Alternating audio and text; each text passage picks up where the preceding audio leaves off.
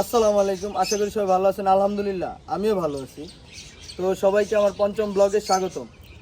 তো কালকে পুরোপুরি ভিডিওটা শেষ করতে পারি নাই, কারণ কালকে একটা ঘটনা ঘটে গেছে। তা হয়েছে, আমার যে কোকোডাইল পাখিটা ছিল হাসিনা, ও এখানে বসেছিল, বসে বসে খাইতেছিল। তো আমার বোনটা এখানে খাড়ায়া ওরে ডাক দিছে। তো ও কী করছে, মানে এইখান থেকে উড়াল দিয়ে ওর হাতেই এইখানে আসতে ছিল, কিন্তু ও পারে নাই। না পারাতে প্রথম এই জায়গায় দিতে ছিল, কিন্তু এই জায়গায় থাকতে পারে নাই। না পাই না, ওই গেছে ওই যে নারকেল গাছটা আছে না, নারকেল গাছটার উপরে।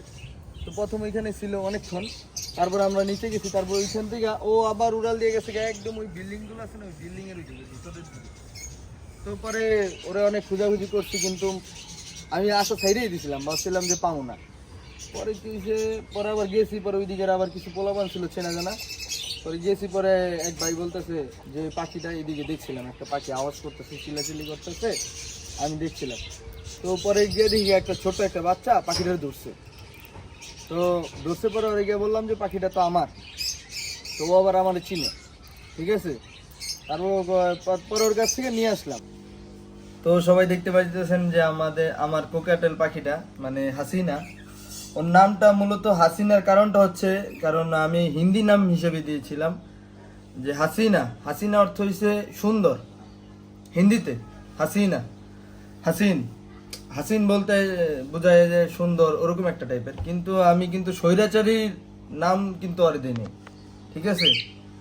কিন্তু স্বৈরাচারীর কিছু কিছু লক্ষণ ওর ভিতরে আছে। কারণটা কি বলেন? কালকে ওরা আমি এত কষ্ট করে এত সুন্দরভাবে ওরে পালি, সবগুলা পাখি থাকে আমার উপরে, ওই থাকে আমার পার্সোনাল, এই জায়গায় থাকে আমার বারান্দায়। ওর জন্য আলাদা খাঁচা আছে, ওর জন্য আলাদা খাবার থাকে সব সময়। মানে ওরে এত আদর করি, তবু শর্ট এত কিছু করার পরেও ওই উড়াল দিয়ে চলে গেছে। একদম স্বৈরাচারীর লক্ষণ ওর ভিতরে আছে, ঠিক আছে। তো সবাই ভাইবেন না যে আমি স্বৈরাচারীর সাপোর্ট, ঠিক আছে। তো সবাই জানাবেন যে ওর নামটা আসলে কি রাখা দরকার। সবাই অবশ্যই কমেন্টে একটা নাম সাজেস্ট করবেন, যাতে আমি ওর একটা নাম রাখতে পারি। তো চলেন আমার ভিতরে কি কি চেঞ্জ করছি, চলেন দেখা যাক, আসেন।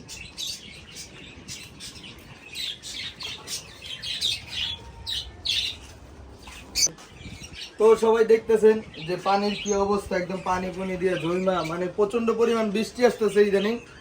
তো আমি বালি অর্ডার করছি, বালি আর সিমেন্ট আসতেছে। তো আসলে পরে আমি এদিক দিয়ে পুরো বাউন্ডারির মতন করে দেবো, ওইখান দিয়ে শেড দেবো, ওইখান দিয়ে আরো ইন ফিউচারে আরো ওইখান দিয়ে আরো শেড আগাবো, ওই পরিকল্পনা আছে। তো কালকে আমি কাজ একটা করেছি, তা হচ্ছে যে আমার যে এই পেয়ারটা আছে, এই পেয়ারটারে আমি একসাথে করেছি।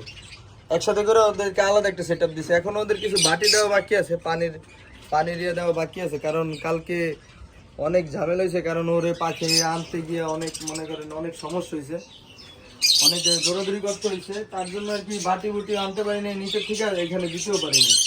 এখন পাখির এই জায়গায় আমি ভিডিওটা কন্টিনিউ করতে পারতেছি না, কারণ এখানের অবস্থা অনেক খারাপ, বৃষ্টির কারণে একদম অবস্থা শেষ হয়ে গেছে। তো চলেন আপনাদেরকে ওই দিনকে খাওয়াইছি আম দেখাইছি। তো আজকে আমি দেখাবো মালটা, চলেন। এটা হচ্ছে মালটা, সামনে আসো,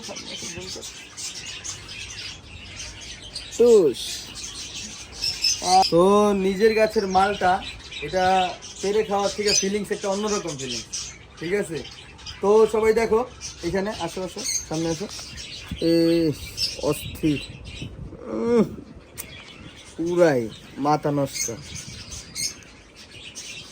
এটা হচ্ছে দেশি মালটা, ঠিক আছে। এটার কালার কিন্তু এরকমই হয়, লেবুর মতন দেখা যায়, কিন্তু খাইতে অনেক মিষ্টি।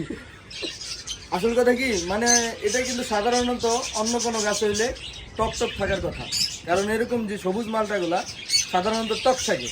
তো এই কারণে আমার হাসি আসছে যে আমি মানে টক খাই বলতেছি মিষ্টি, কিন্তু আসলেই সত্যি কথা বলতে গেলে মানে মালটাটা আসলেই মিষ্টি,